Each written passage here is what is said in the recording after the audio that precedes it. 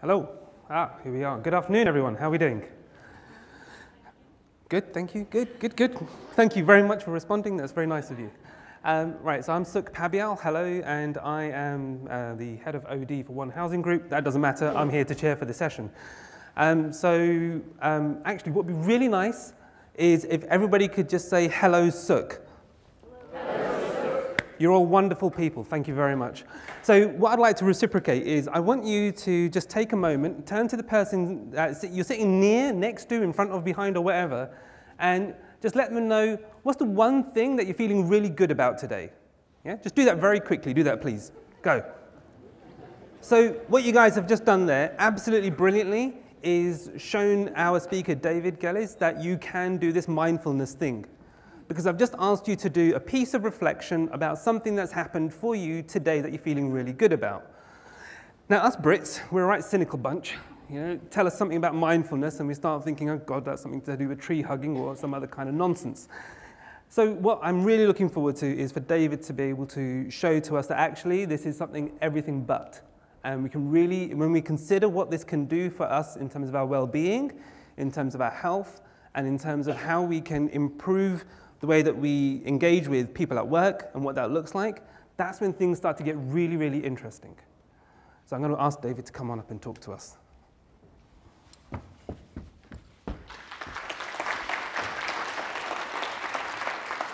Thank you so much, Suk. And hi, everyone. Hello, everyone. Hello. All right, there we go. Well, before I rattle on about mindfulness for the next little bit, why don't we just try to practice? And so if I may, just take 1 minute of your time. Put down your smartphones, if you would. Close the laptops, down with the iPads. And just for a minute, here's what we're going to do. When I ring the bell, I'm going to ask you to focus on the sensations of your breath. Just notice what it feels like to breathe. Do you notice the air passing in and out of your nostrils? Do you notice your diaphragm rising and falling? Whatever it is. And then here's the game. Inevitably, in 2 seconds, 5 seconds, 30 seconds, your mind will wander. I guarantee it. My mind's going to wander too. And this is the whole game. When your mind wanders, just try to bring your attention gently back to the physical sensations and just see what that's like. So we'll just do it very briefly. I may remind you in the midst of it. Just try to bring your attention back to the physical sensations of your breath. Eyes closed, and I'll ring the bell in a minute again.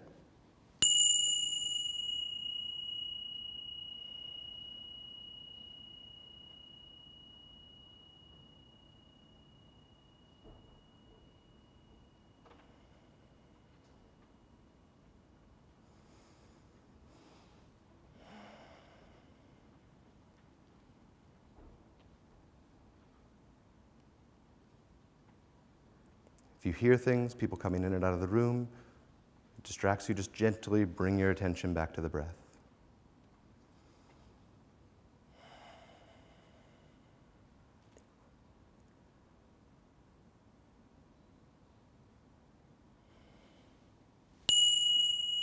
Okay. Now, like it or not, you are all now meditators. I'm sorry to report. You're part of this movement of mindfulness that's making its way through various professions around the globe. And it might seem totally out of step with our normal work lives. We hurtle through the day. Here at a conference, why on earth would you spend a moment being silent when there's so many great sessions to attend, so many great people to talk to? But I hope to convince you that there's real value in what we just did, and people around the globe in all sorts of professions are finding that out. But before I embark on that argument, I'd like to take a quick poll. So give me a show of hands. 0 means you think this is absolute hokum and there's absolutely no place for meditation and mindfulness and work. 10 is you're already leading your own mindfulness programs at the office. So 0 to 10. Let me see what you, okay, anywhere. I have 5s, I have 7s.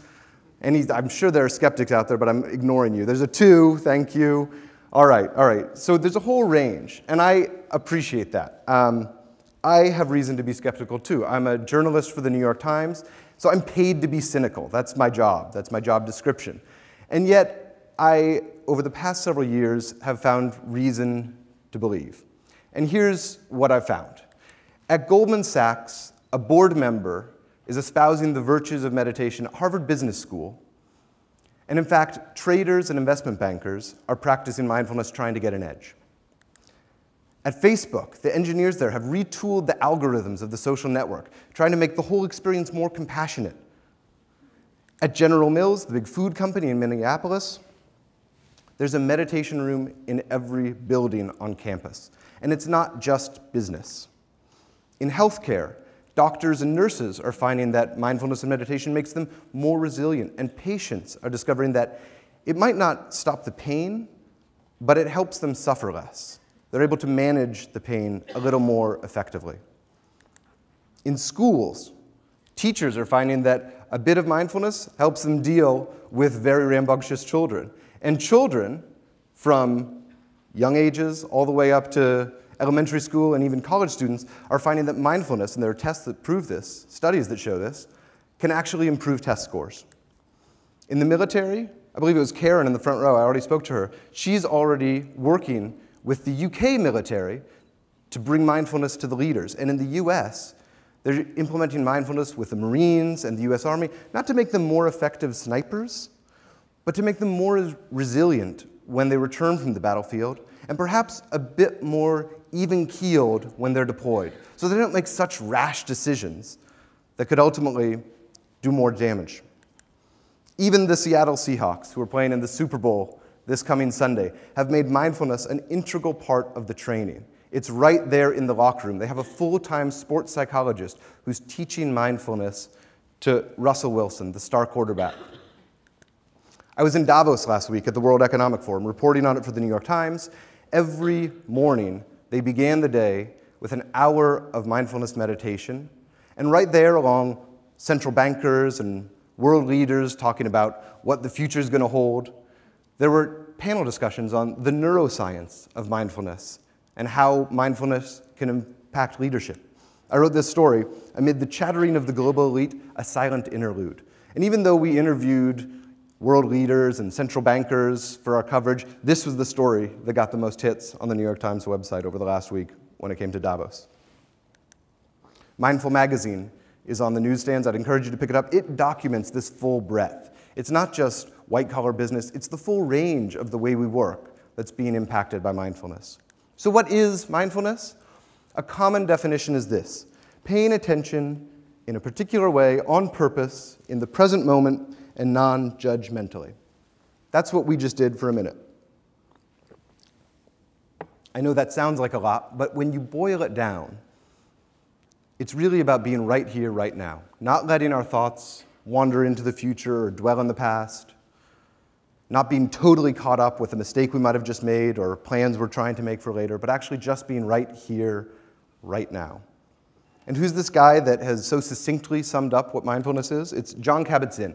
He's a molecular biologist from the Massachusetts Institute of Technology, and he does more, and has done more over the last 30 years or so, to make mindfulness a truly acceptable secular pursuit. He was a college student and somehow started meditating and realized that there was enormous value here, so he started bringing it first to patients and then to people from all professions. He developed something called mindfulness-based stress reduction, and that's become the framework, the model, that is the most popular way that mindfulness is taught today. And it's taught right here in London. I'd highly encourage you to check it out. Mindfulness-based stress reduction, MBSR. Sign up today. So that's Jon Kabat-Zinn. And what does he say is the best way to cultivate mindfulness? Well, it's meditation. It's not the only way, but that very brief meditation that we did is the practice that's proven to be so effective in actually cultivating that state, in training us to be right here, right now, instead of letting our minds wander back and forth. And again, just to review what we did, we sat upright in a comfortable position, we felt the sensations of our breath, and when the mind wandered, we brought our attention back to the breath. I'm going to subject you to that awful pain one more time, but only for 30 seconds this time. So again, if you could just stop looking at screens. We look at screens all day. Upright, dignified, comfortable position. I promise this won't be too painful. And when the bell rings, please begin just noticing the physical sensations of your breath. When the mind wanders, it will, mine does. Bring the attention back to the breath and just see how it feels. Just 30 seconds.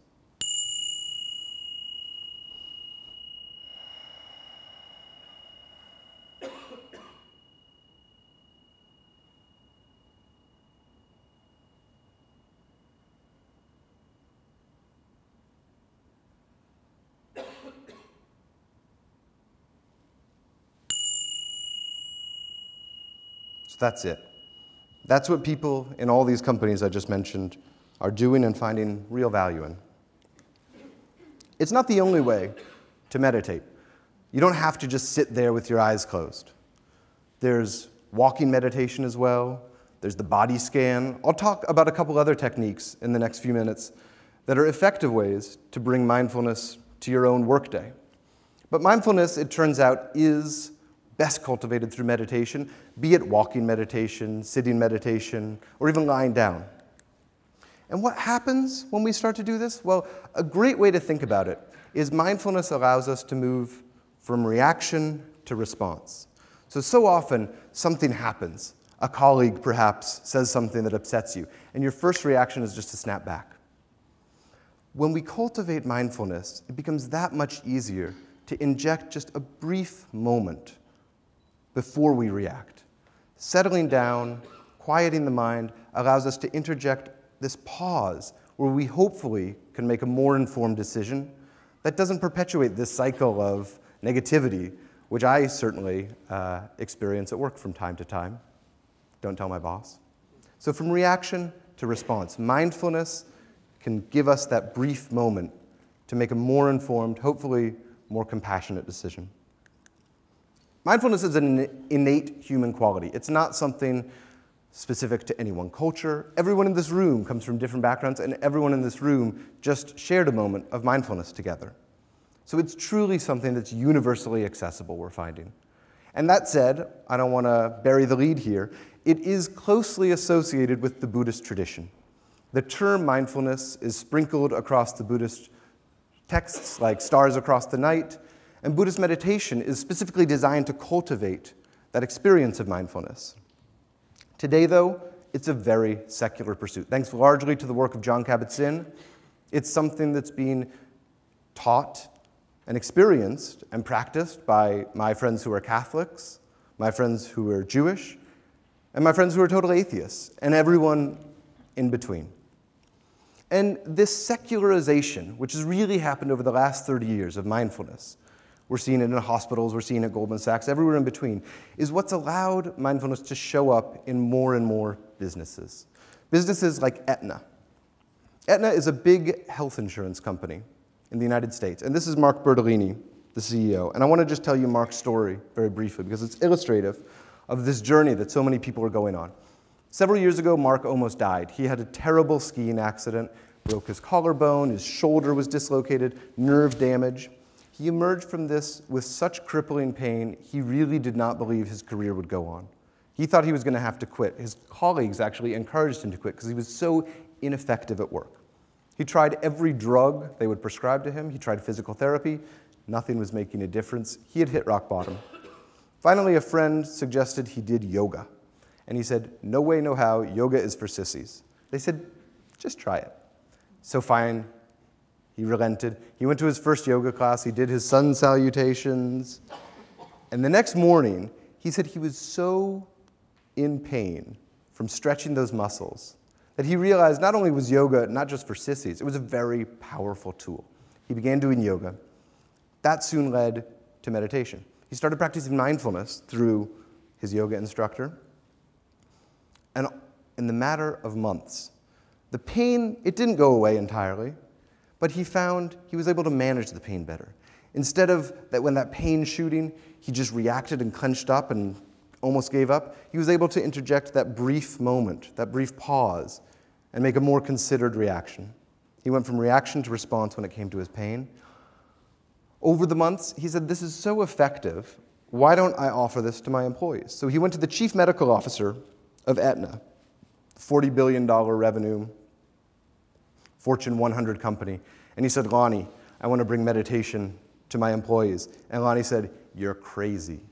No. Just because you're meditating doesn't mean the rest of us need to as well, Mark. And Mark said, we're an evidence-based company. Let's try it and test the results. And Lonnie said, fine, I'll give you a couple hundred employees in 2 different campuses. Tell me what happens. Mark says, fine, I'll do you one better. I'm going to bring in Duke University, and they're going to help measure the results. So fine, they did it. They took a couple hundred people, both sides of the country, and they introduced mindfulness and yoga. 10 weeks later, Everyone who did the class purported to be less stressed, more engaged, more focused, and they loved it. Lonnie said, okay, that worked for a couple hundred, let's roll it out.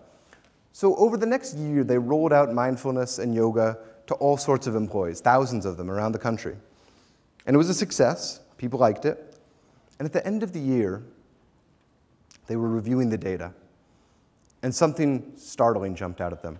Healthcare costs at Aetna, which is a big company with tens of thousands of employees, had come down by 9% in that first full year. That's $7 million. And I asked Mark Bertolini, I said, are you telling me that's all because of meditation?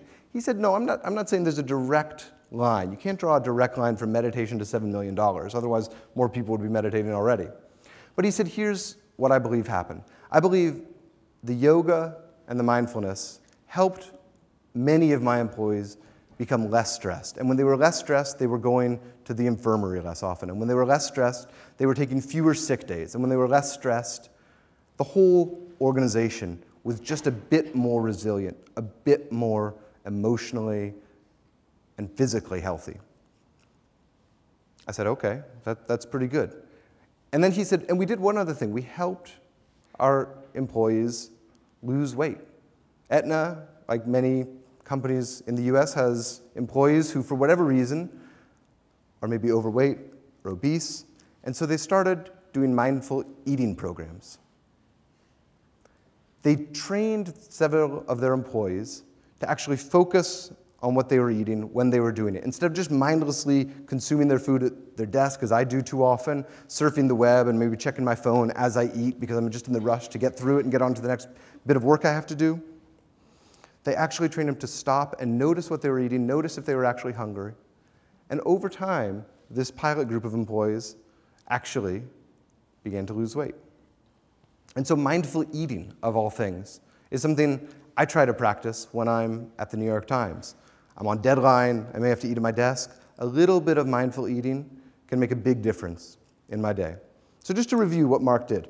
He brought mindfulness and yoga training to thousands of employees, saved millions in healthcare costs, some of it perhaps attributable, introduced mindful eating programs. And then he also said, if this is working for us, it should work for our clients. So they offered it to several of their clients. They now have a multi-million-dollar business bringing mindfulness and yoga to other clients. Then this month, he did something that I think is really extraordinary. Over the holidays, he read this book, Capital in the 21st Century by Thomas Piketty. And Mark got back, had a board meeting, and he said, guys, to his board, I read this book. I'm going to do something, and you're going to let me do it. I'm going to give all our lowest paid workers a 33% raise. And they said, really? Are you? He said, yeah, I am. And they went ahead and did it. When Mark announced this at a call center in Jacksonville, Florida, just about everyone in the room started breaking down crying. It was an enormous moment, and it was a signal to other CEOs around the world that this can make a difference, that just these small raises can make a difference. I saw Mark in Davos, and I asked him the same question I did about the healthcare costs. I said, is your meditation responsible for this very radical decision to give your lowest paid workers a 33% raise? And he said, no, not directly. However, my mindfulness has made me that much more sensitive, that much more attuned to the needs of other people.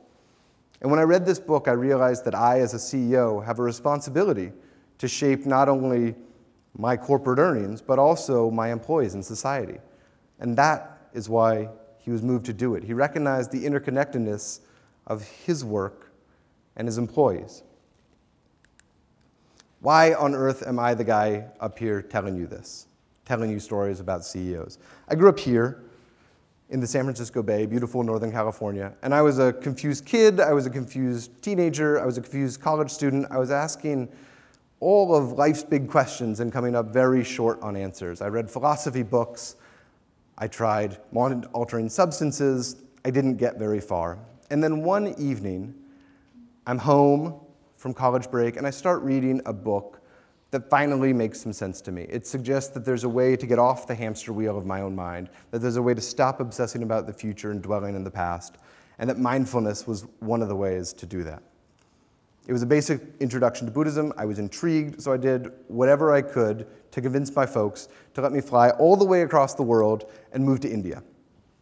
I traveled to Bodh Gaya, impoverished town in northern India where the Buddha was supposedly enlightened.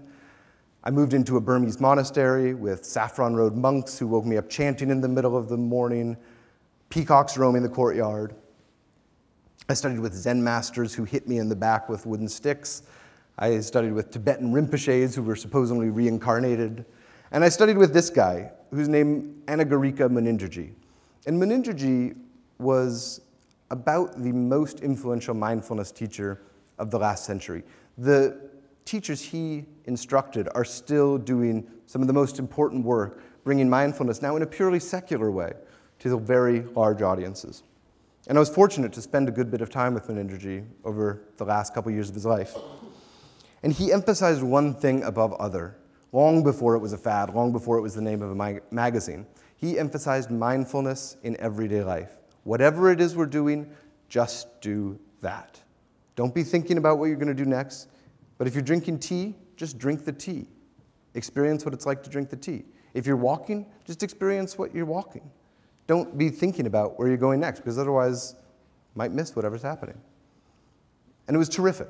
He really made a lasting impression on me. So there I am under the Bodhi tree, sitting with Munindraji. There I am with another Tibetan teacher under the Bodhi tree. And if I had stayed in India, I am quite convinced I would have turned out like this guy. That's Yogi Mike. He's been in India for a long, long time. I didn't stay in India, though. I came back. I became a business reporter.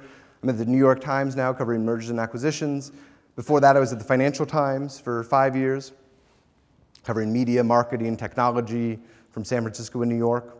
And I continued to meditate on and off sporadically. I didn't necessarily sit for an hour with my legs folded every single day. But I would go to places like this occasionally for retreats at Spirit Rock in Northern California.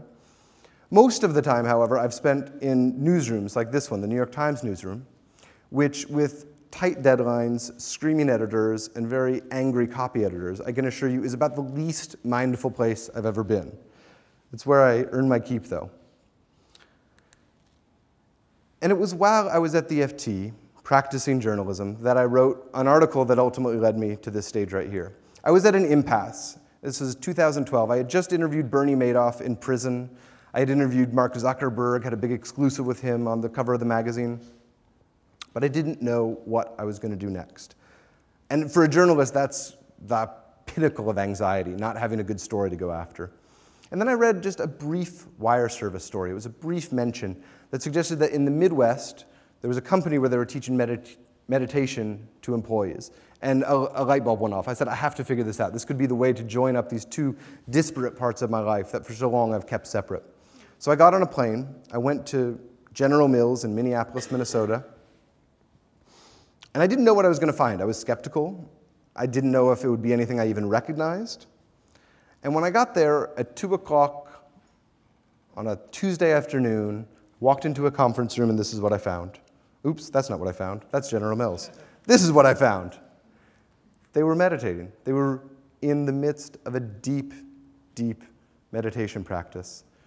And in fact, not only were they exhibiting behavior that I kind of recognized and remembered from India and my retreat centers, the woman who was leading the program was using the very same words that I had heard in India. So the lineage was almost intact. She was using the same language of mindfulness that Munindraji had instructed me in 15 years prior. She was saying, be where you are, moment to moment. Bring that awareness to your work, in your offices, in the hallway with colleagues. Janice Martirano was the leader of that program.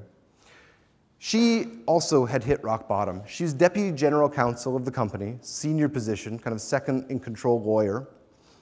And for a year, she had to fight with the US government, pushing through the $10 billion merger of General Mills and Pillsbury. It took everything she had professionally. And in the midst of this intense period of work, both of her parents died. A personal blow on top of this professional toil. And it just left her spent. She finally got the deal through, but when she returned to work, she had nothing left in the tank. She could barely get to her office. Friends saw it. They were worried about her. Finally, one suggested she explore mindfulness, and she said, no way, no how. I'm a good Midwestern girl. Not going to happen. Don't do any of that New Age stuff. A couple weeks later, she came back to that friend, and she said, okay, tell me a bit more about that. So she got on a plane to Arizona, and did a week in the desert with Jon Kabat-Zinn, our molecular biologist friend. And the first day, after that first day of meditation, doing what we just did for 1 minute and 30 seconds, she did several hours of it that first day, she was ready to get back on the plane to Minneapolis. But after 5 days, she didn't want to leave. She came back, though. She started back at work. And friends noticed, those friends noticed who saw that she was so depleted, this time said she had a bounce in her step again. I talked to them. They said she came back rejuvenated. And they started asking her, what had changed? What's different? And she said, well, I've been practicing mindfulness. She then started getting a couple people who were interested. They said, tell me more about this. Is this something you could share with me? And sure enough, before long, she had a quorum. She had 12 people. She started training just a few executives in mindfulness. And a dozen became 20, became 100. Mindfulness started spreading through General Mills. The CEO got wind of what she was doing, and he said, here's a budget. People are enjoying this. You do what you need. They formalized it. They made a mindful leadership training academy within General Mills. They started doing data. They did the research, and it turned out that everyone who did the program was less stressed, was a bit more focused, was more engaged at work. And it was not just through sitting meditation, what we just did, but Janice introduced a range of activities, a range of ways to try to become a bit more mindful at work. And one of them, I love this, is just the purposeful pause. That's what she calls it. And so instead of when the telephone rings, just grabbing it and say, hello, what is it, how can I help? Which is so often our reaction. We move so fast. We don't even pause to consider what it is we might have to offer, who it is that might be calling. She just says, let the telephone ring for 1 or 2 times. The person's still going to be on the other end of the line, but it gives you a chance to check in, feel your body, become embodied, and just answer that phone with a bit more presence of mind. And I was talking to one of her colleagues, and I was on the phone with him, and we were in the midst of a conversation. All of a sudden, the line went dead. A long period of silence, and I said, Joe, are you still there? Joe, are you still there? And he said, oh, yes, I'm here. He was just pausing to try to figure out how to respond. He said his employees, this drives them absolutely crazy, but they've grown to get used to it. So the purposeful pause is something I try to do whenever my phone rings, something we can all try to do. Here are more General Mills employees taking a different kind of purposeful pause. The FT Weekend magazine story was about the most viral thing I had ever written. Despite having interviewed Zuckerberg and Madoff, this was the one people wanted to know more about. They wanted to know who else was doing this, where could they find out more information, what was the data. I didn't have the answers, but I wanted to find out. And so I set off on this journey into the contemplative heart of the corporate world. And I found all these companies, Eileen Fisher, Patagonia, Ford, Google, BlackRock, in the UK as well, Aon, Carlsberg, more, are all in one way or another bringing mindfulness into the workplace. And companies like Green Mountain Coffee as well, big coffee producer in the US up in Vermont. And this is the CEO, Bob Stiller. Bob was always a bit of a hippie.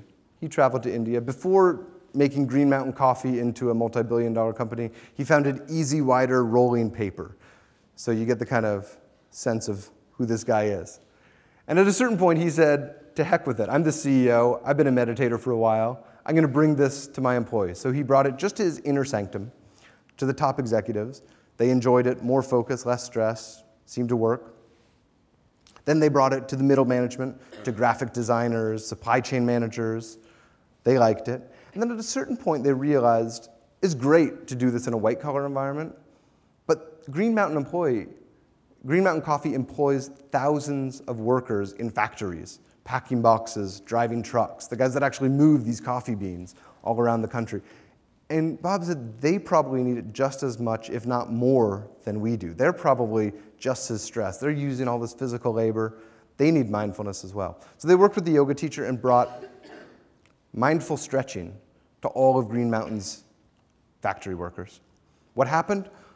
Initially, definitely some reservation. These are blue-collar guys. They weren't used to this kind of thing. A lot of snickering, maybe some pushback.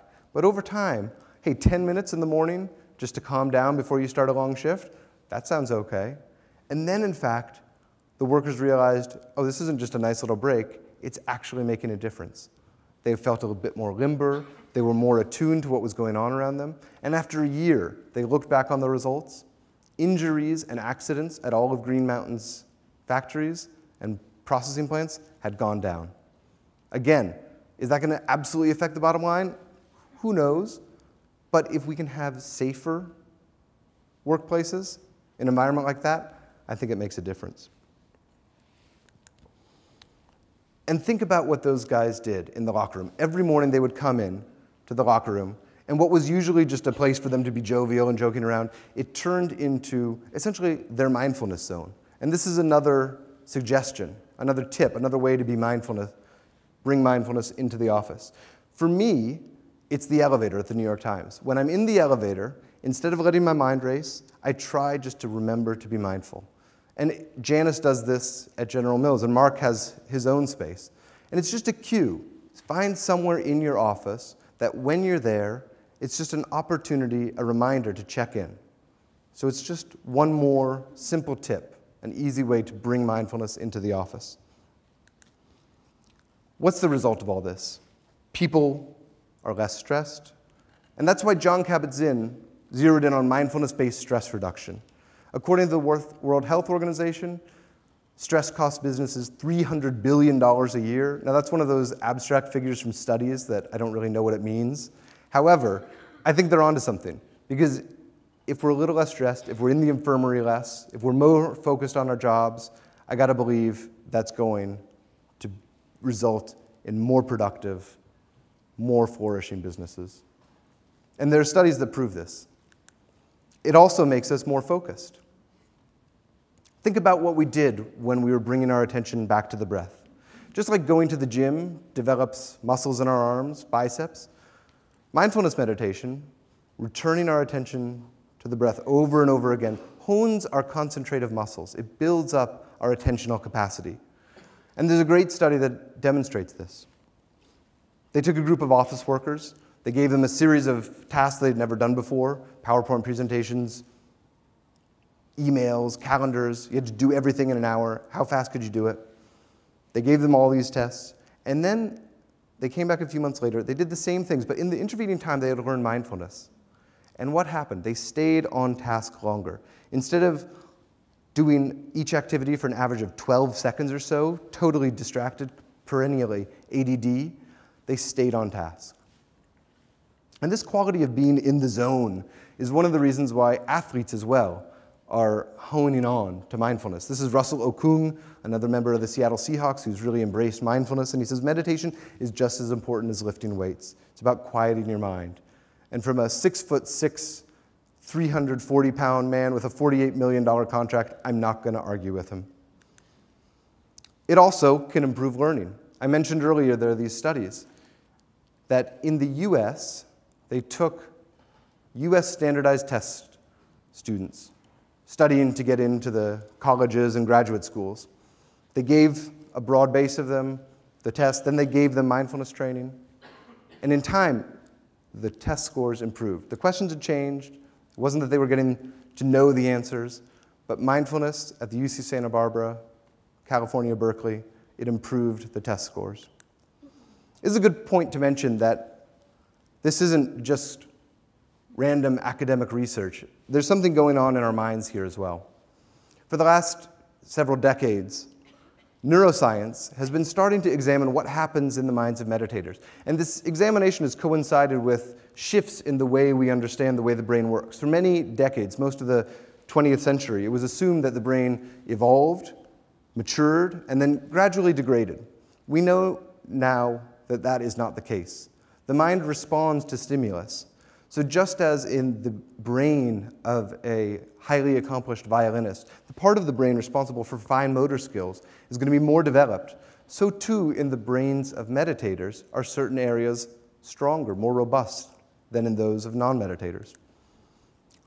That ability to respond to stimulus is called neuroplasticity. And just a couple areas of the brain that seem to be affected by mindfulness meditation. The first is the prefrontal cortex. Evolutionary, it's the newest part of our brain. It's the area of our brain responsible for higher order functioning, our reason, our capacity That moment when we're pausing, when we're switching from reaction to response, that's the prefrontal cortex getting into action. And also the amygdala, a seahorse-shaped region in the center of our brain, which is responsible for our stress reactions. It releases hormones when we have that fight or flight reaction. In the minds of meditators, it's less reactive. It doesn't release so many stress hormones. Again, that moment from reaction moving to response. Mindfulness gives us a bit more space there.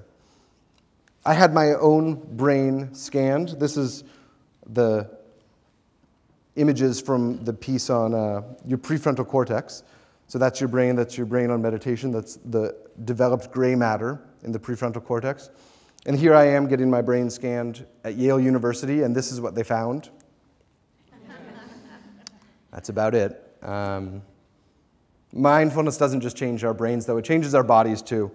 There's a study that showed in people that were given the flu vaccine, those who were doing mindfulness training simultaneously responded to it much more effectively. In an amazing study, they took a group of patients suffering from psoriasis, the skin condition, and they gave the control group and the experiment group both traditional UV light box therapy. Very basic stuff, tends to help. But with the group that they were examining, they also had them listen to mindfulness training as they were in the UV light boxes. And something extraordinary happened. They responded to the treatment 33% faster than those who didn't.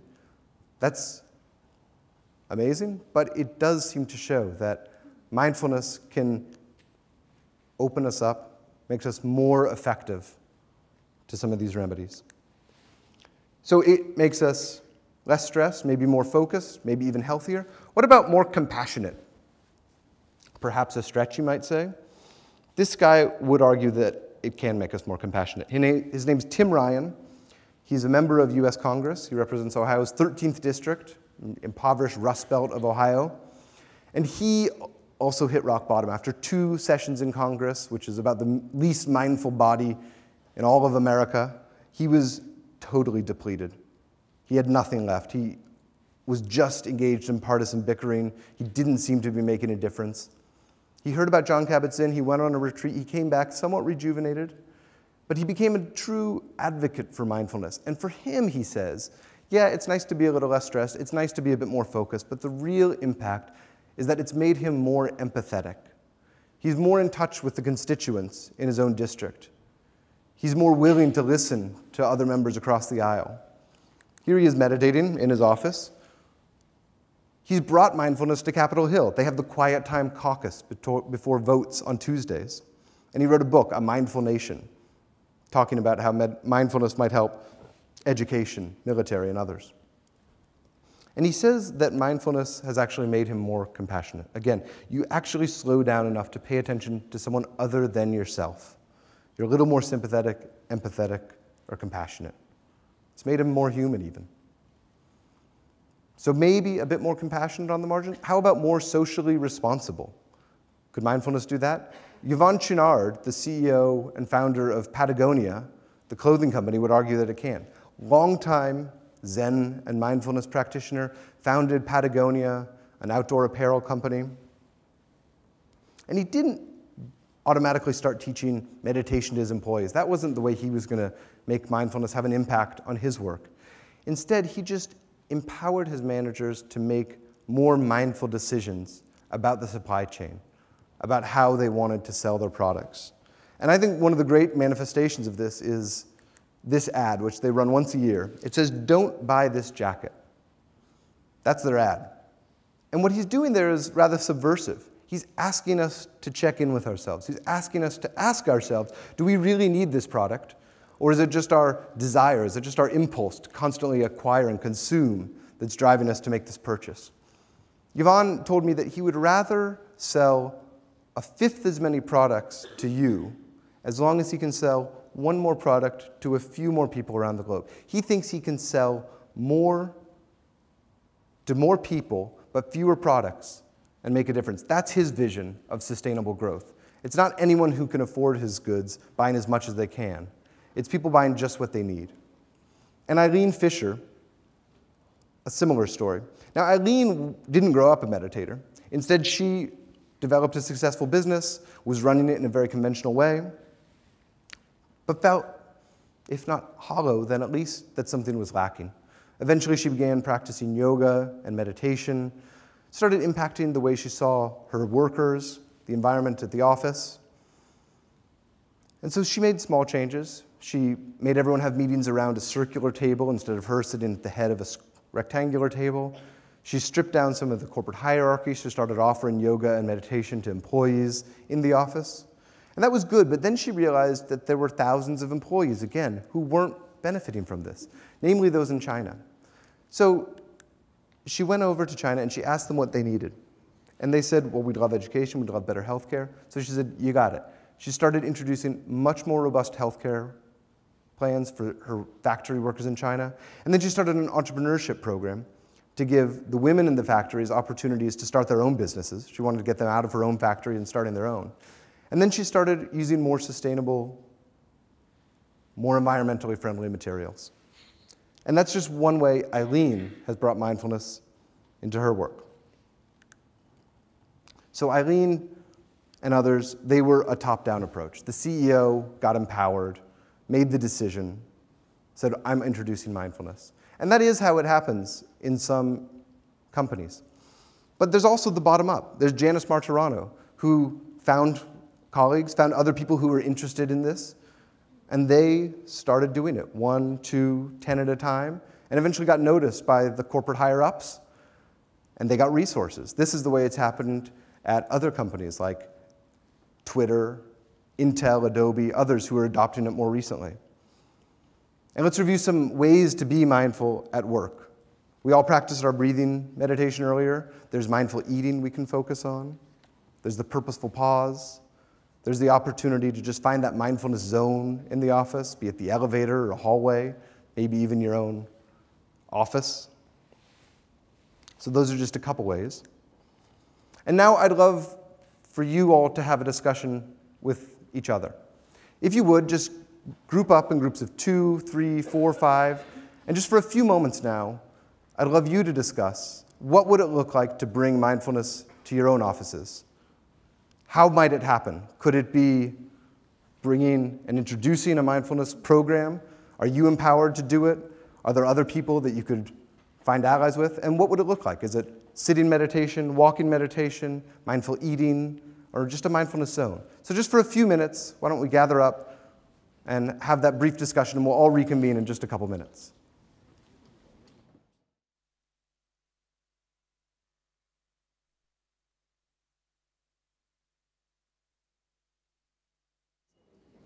Sounds like everyone had a lot of great ideas. I'd love to hear from. I'll take questions in just a few minutes, but let's just hear from some people in the audience. What were some good ideas that came out? I'm going to pick on people if they don't raise their hands. Anyone? You, sir? No, I was scratching my head. Oh, I was scratching your head. Karen? So Public Health England. Use the mic. Okay. Yeah. And I think what we were sort of thinking about was, I mean, I've always, I think with some people this is probably quite instinctive. You know, it's innate in some people. I think it's trying to convince those people that perhaps don't get this. I think that's a problem we would have with some of our Right. workforce. Right. Well, I'm happy to answer questions about different ways to try to build momentum. Q&A session in just a minute. Others, can we get one more? Yeah, sir. I think one of the things, not where I work now, but what we did before, is energetic computer programs. Uh-huh. And every sort of hour or so, your computer would automatically lock. Right. And then it would give you some exercises, either breathing exercise or literally just standing up, shaking your hands. And then every sort of 2 or 3 hours, your computer would lock for a longer time. Right. And encourage you to actually go and have a walk around, go and talk to someone. But I think what we were saying, one of the key things it sort of has is that management was in a way saying it's fine to do that. Absolutely. And we're almost encouraging to do that. Absolutely. Whereas I think if you, I sort of tend to do it where I work now, but it's a bit more frowned upon because it's constantly, oh, where's he going? Why are you standing up? Why are you sort of sitting still? So it's getting some of that buy-in and making it acceptable. Absolutely. When I was writing the book, I used a computer program called Freedom, which blocks access to the internet. If you want to use the internet, you actually have to restart your computer. So, please, you have your hand up?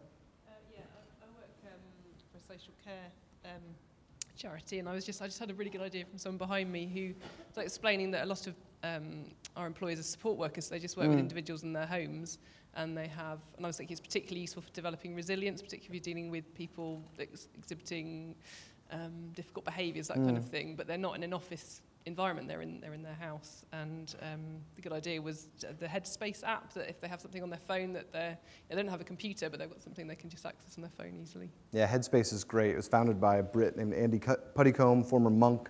Terrific app. Any others? Yeah, please.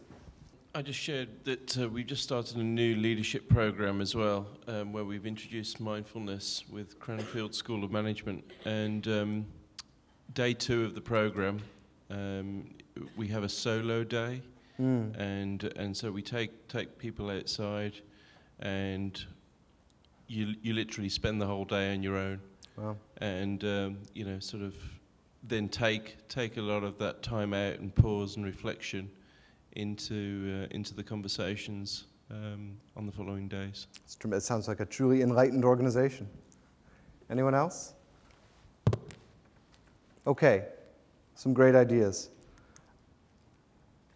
One more time, from 0 to 10. 0 is you still think it's total hokum, or maybe it's gotten worse. Maybe you think it's even worse than it was before. And 10 is you starting the mindfulness program at your own office. Let me see them. 0 to 10, please. All right. I think I got the 2 to a 4. Is that right? Yes. That's all I ask. Okay. Mindfulness is no panacea. It's not going to make that tough boss suddenly loosen up. It's not going to automatically give you that raise. It's not going to make the work day, a long one especially, any shorter. But I do believe that the evidence and the stories, the individual stories, suggest that mindfulness can make us less stressed.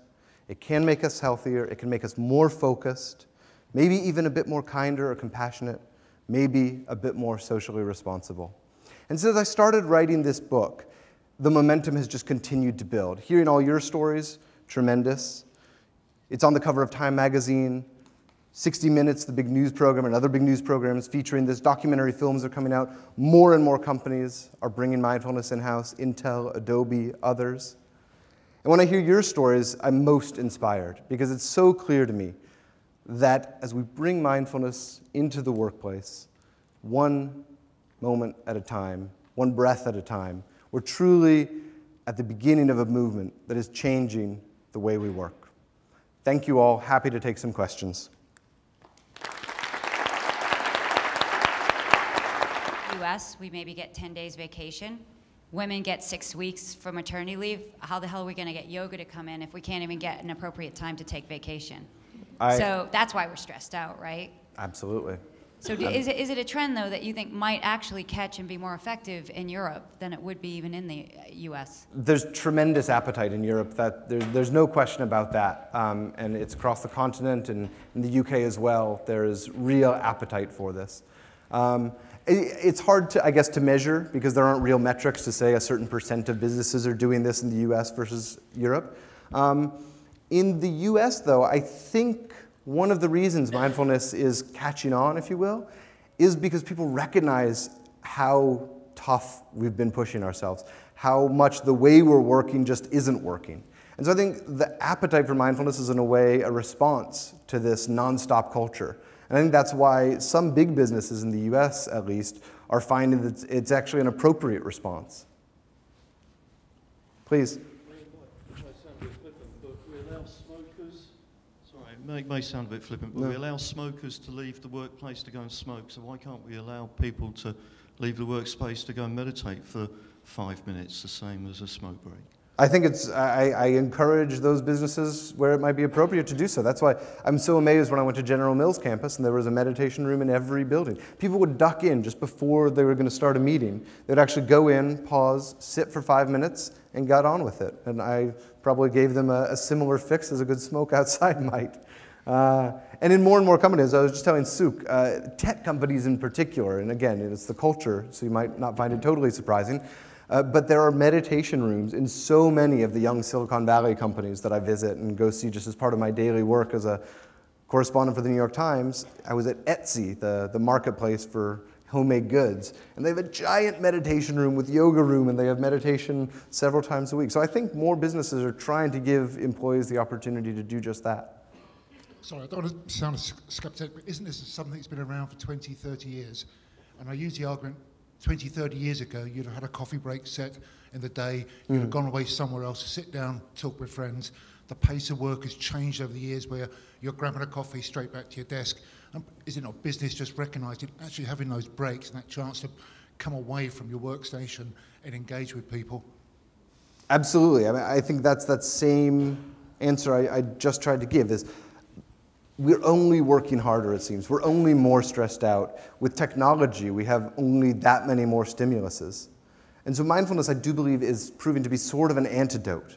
And I believe that's why individuals are certainly embracing it, and why managers are finding maybe if this is one way to give our employees just a modicum of peace during the workday, perhaps there's something there to it.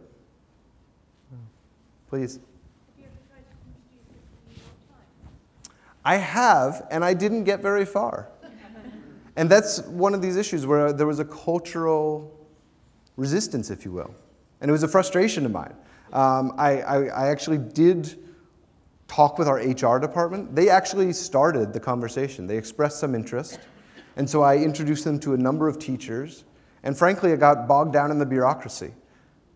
They started investigating it, and for whatever reason, they didn't allocate the resources. The person didn't want to do the training that was going to empower it. Now, it's probably on me. Could I start my own bottom-up meditation group? I probably ought to, and maybe this challenge is going to get me to do that, just that when I get home. Yeah, please. What if you build it, will they come? So could you start a meditation room and then just see who wants to come in to do a purposeful pause and then take it from there? It's happening. That's possibly what I could possibly get in resources. I think it's tremendous. And you don't even have to bill it necessarily as mindfulness. I mean, just a room in the building where people can slow down, kind of get off this roller coaster of the workday. I think that alone is incredibly valuable. And people can use it for all sorts, whatever quiet time they need, be it mindfulness meditation, prayer, whatever it is. So I think creating those spaces is a vital first step. Yeah, I think right there. I've really enjoyed your talk, thank you. you. I've been practicing mindfulness meditation for a couple of years now, and I work in an engineering company. And when I first started practicing, I was seen as the hippie going away to Tibetan centre to do something strange.